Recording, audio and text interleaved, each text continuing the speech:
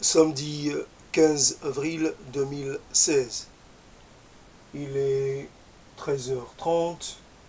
Deuxième partie, ou plutôt partie 2 de cette adresse ou cette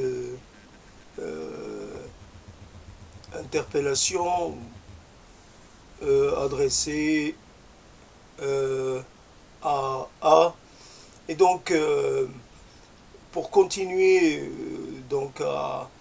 à essayer de comprendre quelque part s'il y a quelque chose de réellement compréhensible, analysable, dissécable.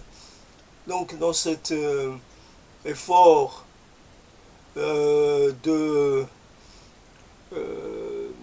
d'exploration de soi-même et de l'autre, puisque il est évident que l'autre n'est qu'une partie de soi-même et que l'autre et que soi-même est un autre. Donc il y a obligatoirement une convergence des situations.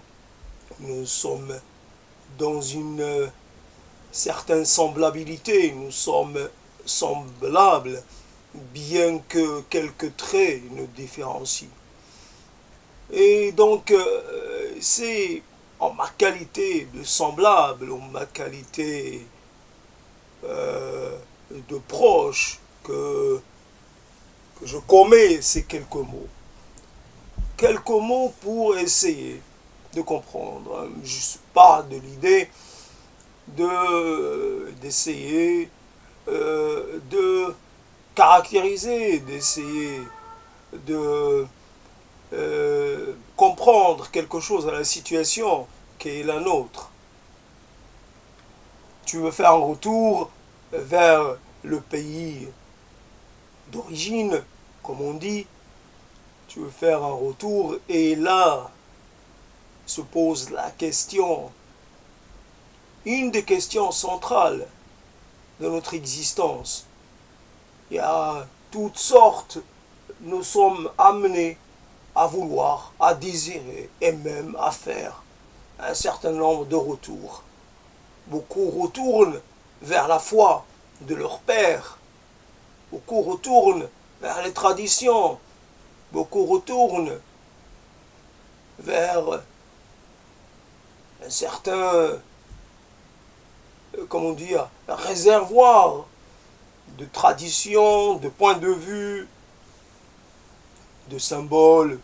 Il y a une réappropriation d'un patrimoine qu'on a plus ou moins négligé, dont on a voulu se débarrasser, mais que avec l'avancement dans l'âge, avec peut-être certaines désillusions, car il nous a été difficile de construire quelque chose qui soit de la même corpulence, j'allais dire. Nous n'avons pas réussi à construire un monde à nous qui puisse vivre, qui puisse nous satisfaire, qui puisse nous donner ce dont nous avons besoin comme référence, comme élément d'appartenance, comme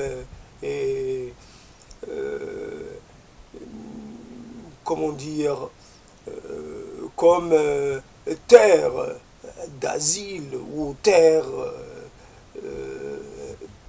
d'appartenance. Il est difficile de construire un monde à soi. Il est difficile de construire sur, quand on l'abandonne, il est difficile de d'édifier quelque chose à partir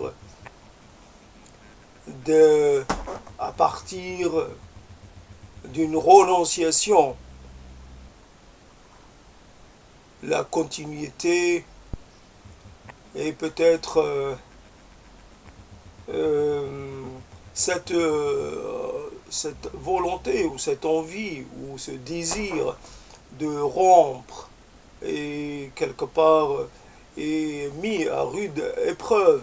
Et finalement, quelque part ou de plusieurs façons, nous sommes amenés à renoncer à notre désir de rupture fondamentale et à avouer que ce n'était qu'une passade, ce n'était qu'une vaine tentative et que notre réelle identité, notre réelle euh, euh, destination ou notre réel est cet univers d'où nous sommes partis, le premier, l'originel. Et donc un retour, et il est évident que euh, le retour de qui? Du héros. Quelque part, nous pouvons envisager l'idée de retour, mais sous certaines conditions. Retourner pour raconter ses faits de gloire, raconter ses aventures, pour raconter son épopée. Avons-nous une épopée à raconter? Avons-nous gagné des batailles? Avons-nous fait, vécu ou vu des choses extraordinaires? Qu'est-ce que nous allons raconter quand nous serons de retour? De quoi pourrons-nous nous prévaloir? Quel sera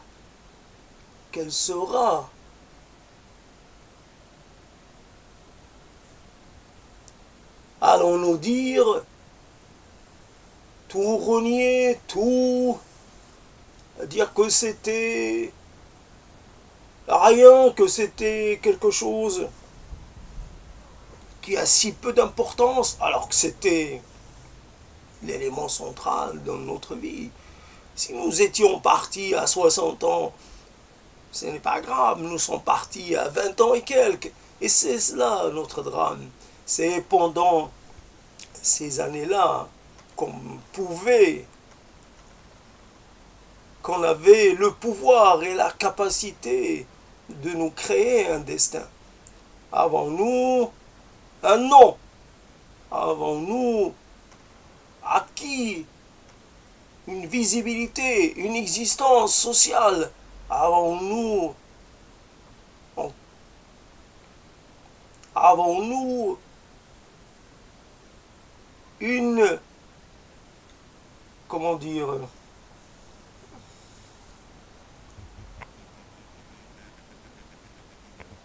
avant d'aller plus loin dans cette histoire, cette interrogation à propos du retour, je voudrais en fait parler de l'archéologie de soi-même.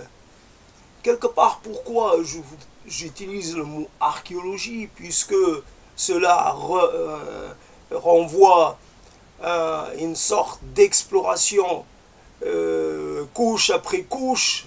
La couche la plus récente arrive en premier, et plus on creuse, plus on va vers le plus ancien. Évidemment, l'archéologie est faite de débris, de détritus, et ce n'est pas, on ne fouille pas dans quelque chose de bien glorieux, mais nous devons, c'est là le principe même de l'archéologie, c'est de fouiller dans de ce qui, en fait,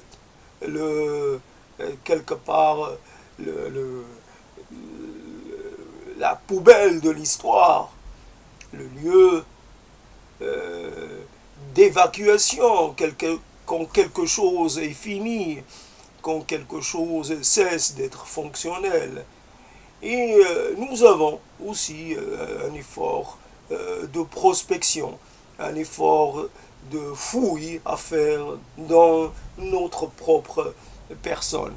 Ainsi, peut-être comme ceux qui ramènent des maisons très, très anciennement occultées, qui les ramènent à la lumière des jours et qui nous permet d'avoir une idée de ce qu'elles ont été. Certaines sont bien, de bien belles demeures, de bien belles choses, et on prend plaisir à les regarder, on prend plaisir à imaginer la vie qu'elles ont pu receler entre leurs murs. Et donc quelque part, nous explorer peut-être aussi pour aller vers l'origine des choses. L'origine des choses. La matrice première. Nous avons, quelque part, nous avons un destin. Nous avons une inscription première. Est-ce le mot destin, est-ce le destin comme compris de façon primaire, ou est-ce un destin beaucoup plus actualisé? On pourrait parler d'une détermination, ou même d'une surdétermination, puisque l'inscription sociale est quelque chose qui nous dépasse, qui nous possède.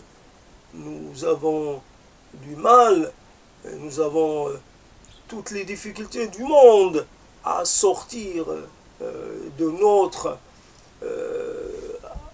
à sortir, à quitter cet horizon social qui est le nôtre. Et beaucoup de nos efforts ne sont compréhensibles que dans cette grille d'analyse.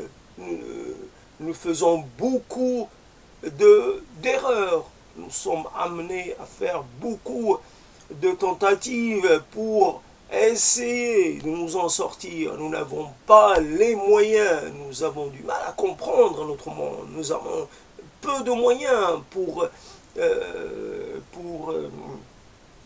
peser sur notre destin, parce que nous sommes d'une extraction basse ou très moyenne, pour être plus précis. Nous ne sommes pas du côté de ceux qui décident. Nous n'avons pas appris à décider, à voir grand. Nous ne sommes pas, de par notre appartenance sociale, en incapacité de voir les choses dans un cadre beaucoup plus large et d'essayer de nous inscrire dans un univers complexe, multiple. Ainsi, s'il est permis d'utiliser le mot désir, s'il est quelque part pertinent, on sait très bien qu'un mot, un concept n'est qu'un outil. Il y a certains outils qui doivent être utilisés avec précaution, avec parcimonie. Certains outils sont évidemment mieux indiqués pour certaines tâches et d'autres un peu moins. Et il y a des outils un peu multitâches, mais fondamentalement, le désir pour tout expliquer, tout entreprendre n'est pas tout. Nous pouvons avoir un désir et avoir peu de moyens de le réaliser. Ce n'est pas notre désir qui fait notre réussite ou notre échec. C'est parce que nous avons du mal à un certain moment aussi à distinguer ce qui est réellement notre désir. S'il faut rester dans cette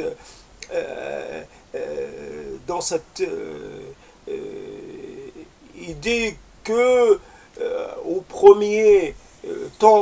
dans les premiers temps, c'est le désir qui détermine, mais autrement, il y a pluralité de facteurs.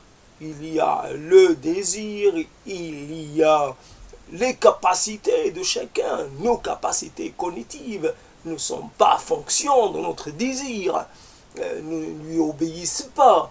Nos capacités économiques, nos capacités relationnelles, nous sommes déterminés par des facteurs extérieurs à nous-mêmes. Alors notre désir, il peut très bien imaginer ce qu'il veut, désirer autant qu'il veut ou qu'il voudra, il sera bien obligé, à un moment donné, de rentrer dans le rang. Et le désir, par définition, est quelque chose qui doit opérer des réajustements en permanence. Donc, il n'y a pas de désir absolu, il n'y a pas de désir à la base de tout. Un désir n'exprime pas tout. Nous sommes une pluralité, nous sommes une complexité, nous sommes une multiplicité. Nous sommes comme biologiquement, nous sommes faits de plusieurs organismes. Nous sommes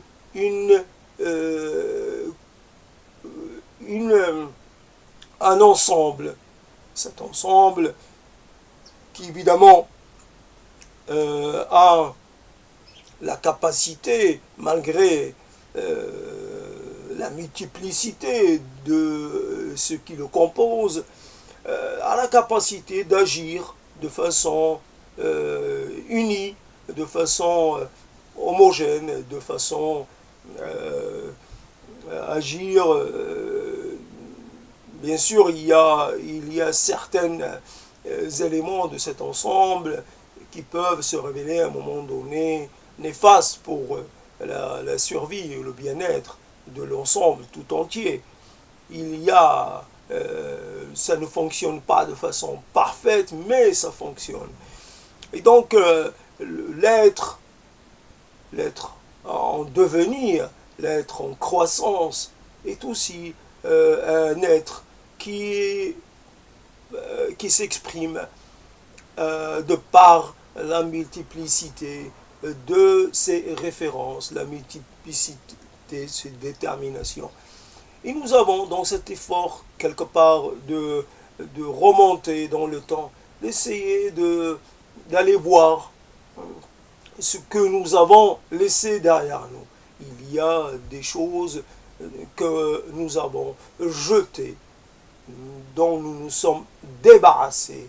Et il y a des choses que nous avons perdues sans nous rendre compte. Quel est réellement notre, j'allais dire, pour laisser un peu se reposer le concept de désir, parler du rêve. Quel est notre premier rêve, la chose qui nous a tenu à cœur? Mais de suite, je pense à l'élément structurant. Qu'est-ce qui, dans notre début de vie, qu'est-ce qui pouvait nous structurer? Alors, quand je parle de mot structuré, qu'est-ce qui, quelque part, crée cette unité, crée cette configuration-là? Qu'est-ce qui nous donne notre sentiment quelque part, notre capacité à nous revendiquer de telle ou telle chose, de telle ou telle appartenance linguistique, culturelle, politique et autres. Qu'est-ce qui, en fait de nous ce que nous sommes, cette structuration? Mais cette structuration est-elle à l'abri des contradictions? Est-elle solide? Est-elle pérenne? C'est quelque part, il y a eu à un moment donné des cassures, à un moment donné des choses qui ont pris un tournant qui a été pris, et ce tournant qu'il faudrait revoir, remonter à l'origine d'un certain nombre de choix fondamentaux qui ont été faits. Donc pas de retour sans cette quête de l'origine, cette quête des premières fois. Pourquoi avons-nous fait les choix que nous avons faits? Y a-t-il obligation d'aller toujours parce que nous avons fait un premier choix, sommes-nous obligés de le respecter jusqu'à la fin de nos jours? Avons-nous la capacité d'opérer des changements, des réajustements, des rattrapages? Avons-nous cette capacité-là pour essayer de, de corriger dans le cas où il serait nécessaire d'apporter des corrections? Je peux dire que nous sommes en crise. C'est beaucoup de monde pourrait dire qu'il est en crise. Nous sommes en crise de survie sociale et économique. Je ne parle pas de la crise politique. Nous n'existons pas, ni pour le pays d'origine, ni pour la France. Nous n'existons pas. Et il y a ceux qui votent savent très bien que même le vote n'a que peu d'incidence sur le... Donc quelque part, exister pour essayer d'influer sur la politique suivie, sur les choix qui sont faits. Certains de nous sont incapables, sont empêchés de voter, sont même avec même cela leur est impossible. Donc quelque part, nous sommes dans une certaine forme de crise. Nous traversons des crises biologiques, nous sommes en train de vieillir, ça s'accélère, c'est évident que ça prend des proportions assez alarmantes, mais c'est comme ça. Donc nous... j'ai du mal à me, comment dire, j'ai quelques petits problèmes à me concentrer. Je voulais pas laisser passer l'occasion, mais peut-être aurais-je dû choisir un autre moment. N'empêche que j'avais cette idée sur l'articulation, sur l'archéologie, et je voulais intégrer le mot archéologie comme un peu... je ne sais pas si c'est Foucault qui a écrit l'archéologie des savoirs ou des choses comme ça. J'avais envie, donc quelque part, est-ce que je l'ai bien intégré? Je ne sais pas. En tout cas, avant d'opérer un retour, il faudrait d'abord faire un bilan. C'est tout à fait indiqué, un bilan. Faire une certaine... un résumé de ce qui est en fait, ce qui a été notre vie, notre parcours, ce qui est en fait les choses dont nous pouvons nous revendiquer, les choses qui sont, que ce soit nos réussites ou nos échecs, nous appartenons aux deux. Et donc, l'idée de retourner, souvent le retour est quelque chose qui ne doit pas être, comment dire, il ne doit pas y avoir de passage à l'acte en sens retour. C'est quelque chose que nous devons quelque part garder présent à l'esprit pour l'utiliser comme une variable, pour l'utiliser comme une possibilité, mais jamais le passer à l'acte réellement de retourner. Retourner toujours, pourquoi faire? Retourner auprès de qui? Quel pays? Quelle société? Quels sont nos soutiens? Quelles sont nos capacités financières? Avons-nous réellement quelque chose à proposer qui soit en phase avec la demande des gens du pays? Avons-nous réellement un intérêt à y aller? Je pense que le pays qui est le nôtre, la France, offre largement plus de possibilités parce que c'est notre pays, c'est là où nous vivons. Nous avons appris à vivre dans ce pays, dans la douleur, mais nous avons appris. Évidemment, nous ne maîtrisons pas tous les ressorts. Il y a des choses qui nous échappent, il y a des espaces qui nous sont fermés. Mais nous sommes, quoi, même si nous le nions, nous sommes fabriqués, nous avons été fabriqués par ce pays. Alors, aller vers un pays qu'on a quitté, c'est opérer, c'est vouloir s'amputer d'une partie de nous-mêmes, une partie essentielle, indispensable. Cette partie-là ne pourra pas vivre au Maroc. Le Maroc que nous avons quitté est un Maroc qui a disparu à jamais. Il est évident que nous n'y avons que très peu de choses à faire. Le Maroc est un pays difficile, un pays par moments de non-droit, un pays plein de contradictions, un pays un peu qui a sa propre manière de fonctionner. Nous avons appris en France à fonctionner de façon différente. Nous avons appris à dire, à pas dire, nous avons appris à exister. Nous avons appris à côtoyer les autres. Nous avons appris à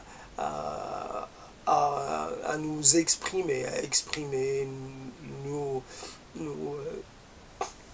ce qui nous tient à cœur, à dire les choses de façon beaucoup moins contrainte que ce que nous avions pu faire au Maroc.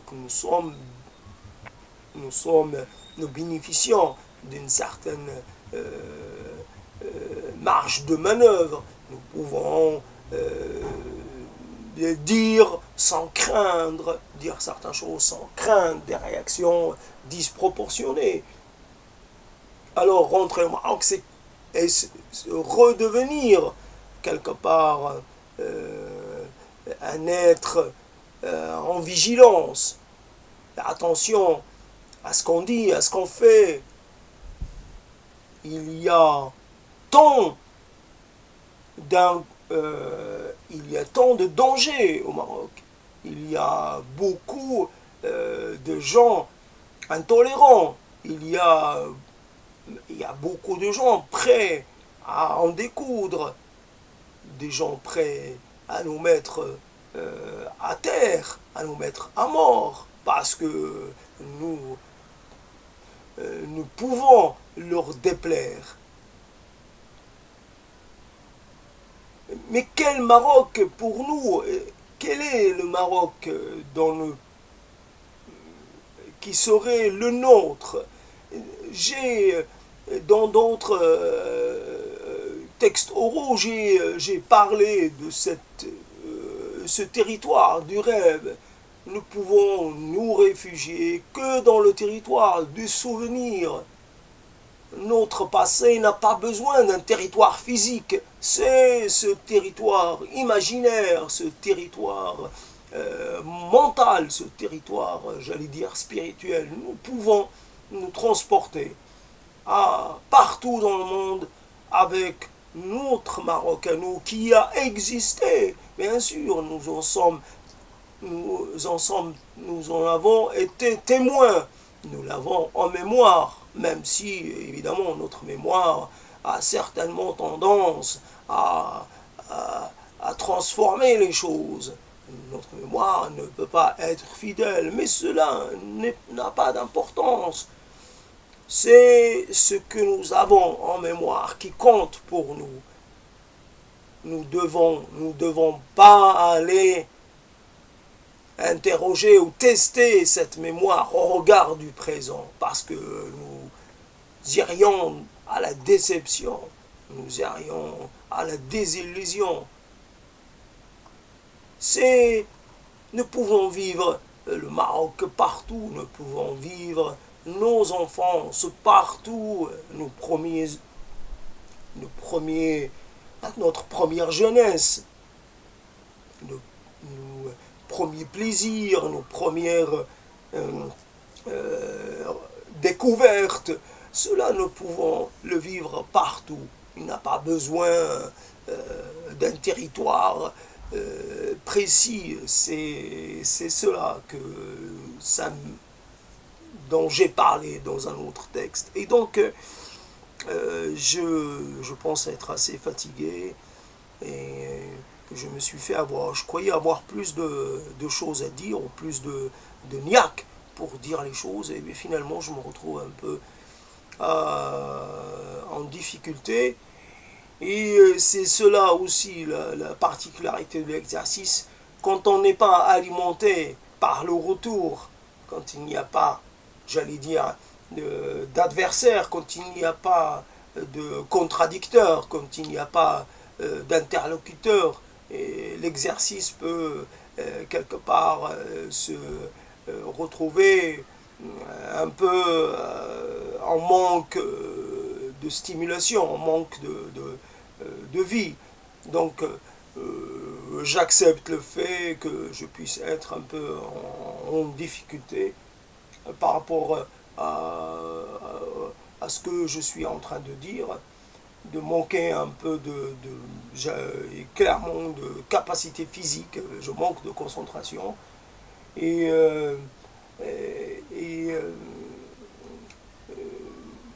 je n'ai pas pris assez de café, je n'ai pas cette réserve comment dire, de puissance que donne le café, qui me permet de parler plus longtemps et de façon beaucoup plus, comment dire, beaucoup plus... en tout cas, certaines questions seront toujours là. Il est pourquoi le retour? Il est évident, c'est une question à poser en collectivité. C'est une question qui se pose à tout le monde. Il y a des gens qui réalisent toutes sortes de retours, demi-retour, trois quarts de retour, un retour et demi, peu importe, toutes sortes de retours. Après, il y a des retours, il y a des gens qui reviennent, donc il y a le retour et il y a le re-retour, il y a toutes sortes de va-et-vient. À certains moments, ces va-et-vient sont justifiables, à d'autres moments, ils n'ont pas de raison d'exister. Il faut aussi accepter l'idée que si on est capable de réaliser quelque chose, il faut essayer de la réaliser dans le territoire dans lequel on a le plus d'opportunités. Ce n'est pas... il y a certains territoires qui resteront des territoires étrangers à nous parce que nous ne sommes pas en capacité de les conquérir, nous ne sommes pas en capacité de les posséder. C'est une réalité. Nous devons aussi accepter qu'on est contraint par certains impératifs, que ce soit économiques, financiers ou sociaux, etc., que nous devons aussi nous adapter et faire en fonction de nos capacités, en fonction de nos limites et en fonction aussi de ce que les autres désirent réellement. Et quelque part, notre désir doit être aussi en conformité avec les réalités du terrain, les réalités du milieu, et non pas uniquement parce que le désir ne doit pas devenir le moteur. Autrement, nous irions à la catastrophe, dans le sens où nous serions aveuglés par ce désir. Le désir nous dicte, nous parle, mais si nous devions écouter que notre désir, nous serions à un moment donné en déphasage, à un moment donné hors du terrain de la vie, à la poursuite d'une chimère. Les chimères ne doivent pas exister, le désir doit être contraint, le désir doit être réduit à sa fonction première d'être un moteur, parmi les moteurs essentiels, mais il ne doit pas devenir le seul moteur. Donc, après, il y a se trouver, faire peut-être la rencontre avec soi-même, avec ce qui est quelque part notre envie,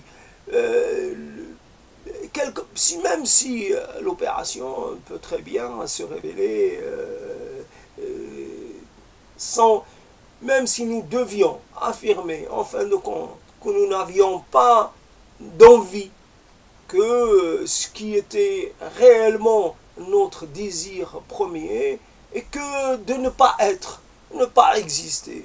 Il n'est pas obligatoire d'être dans le désir d'être, justement. Vous pouvez très bien affirmer, en fin de compte, après toute cette remontée dans dans cette exploration de nos mois précédents, nos mois anciens, que quelque part, nous n'avions pas spécialement la volonté d'acquérir un statut social, que quelque part, ce qui nous intéressait, c'était peut-être juste quelque chose de tout à fait simple, pas de... peut-être... ou alors arriver à l'idée que jamais,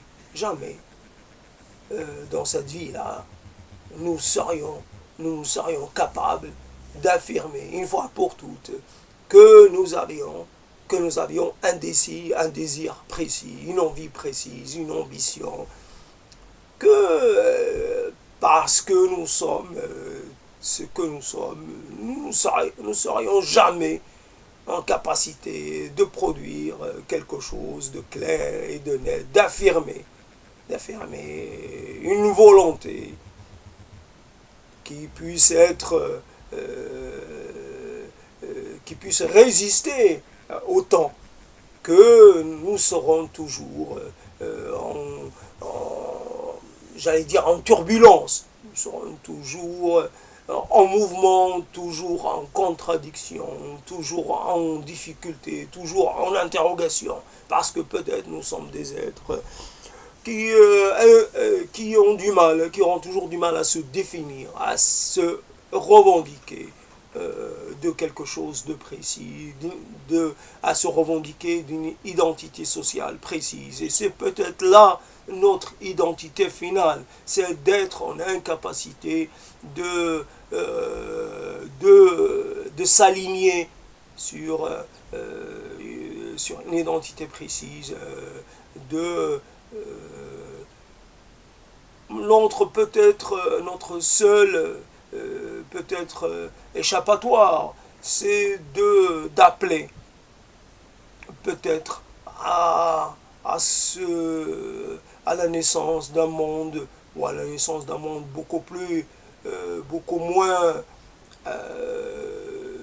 j'allais dire, beaucoup moins fermé, beaucoup moins contingenté, quelque part. L'idée que, en tout cas pour ce qui nous reste à vivre, que quelque part nous pourrions être plusieurs personnes, plusieurs identités sociales, nous pourrions très bien, pendant 3 ans, être dans une fonction, et après, au bout de ces 3 ans, passer à une autre fonction, que quelque part être dans la mobilité la plus totale, et non plus choisir une voie. De toutes les façons, cela nous ramène à une réalité, c'est que ce monde-ci n'est pas le nôtre. Ce monde-ci n'est pas le nôtre, il n'est pas celui de nos parents, il n'est pas non plus celui le nôtre. Bien entendu, il est d'une certaine façon, mais de façon absolue, c'est un monde.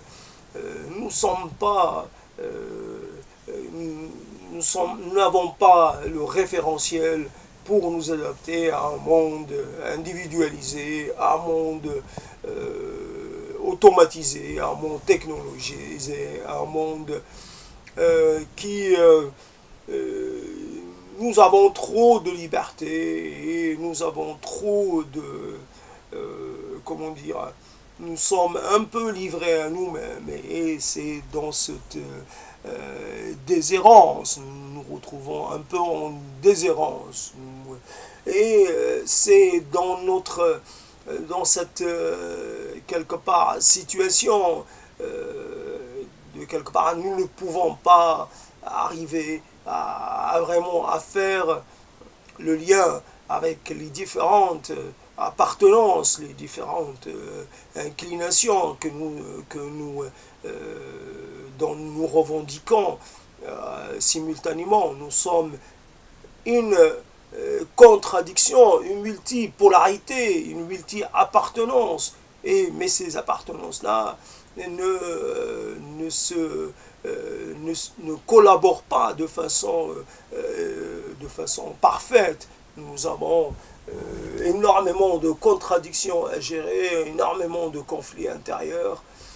Et donc nous sommes devant un fait indépassable, nous sommes seuls, c'est cela notre réalité, parce que nous avons aussi développé ou nourri des choses, nourri des idées, nourri des sentiments qui nous rendent un peu en incapacité à coexister avec les autres, capacité à cheminer avec les autres.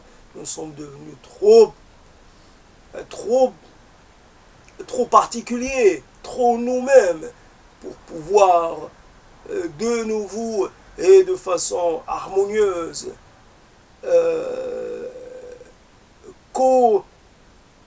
cohabiter, co-vivre, coopérer et de façon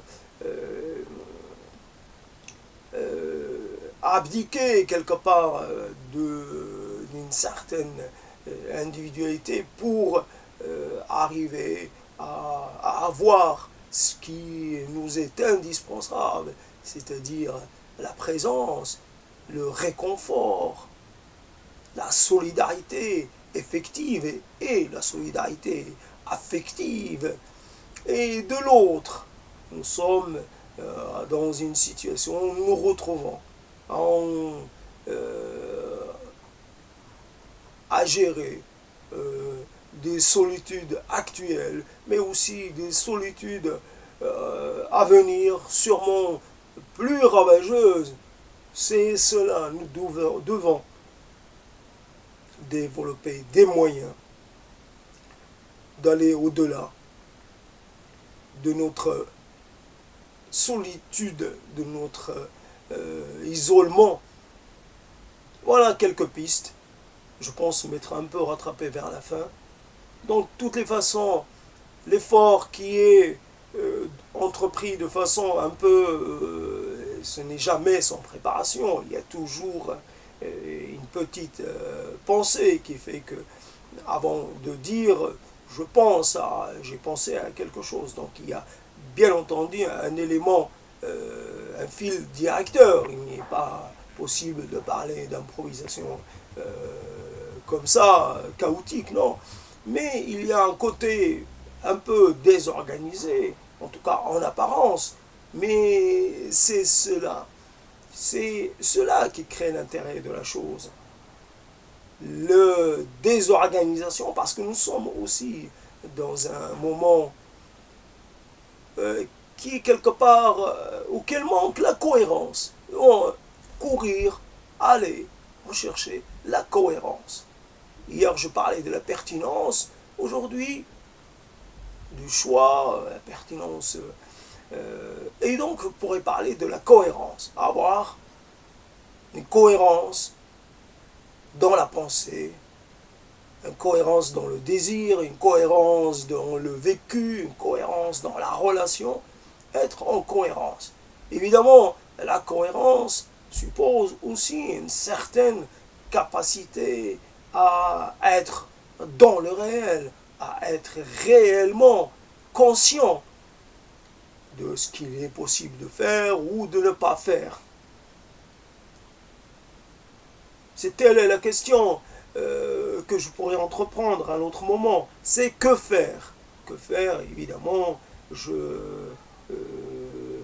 me réfère à l'illustre théoricien, mais que faire nous-mêmes, que faire des années qui nous restent, que faire de ce que nous savons. Nous savons des choses, sûrement peut-être rien d'exceptionnel, mais nous avons peut-être quelques moyens de... Non, nous pouvons nous prévaloir une certaine spécificité. Mais que faire? Que faire pour arriver à être cohérent dans nos actes? Voilà, une grande question pour un prochain texte oral.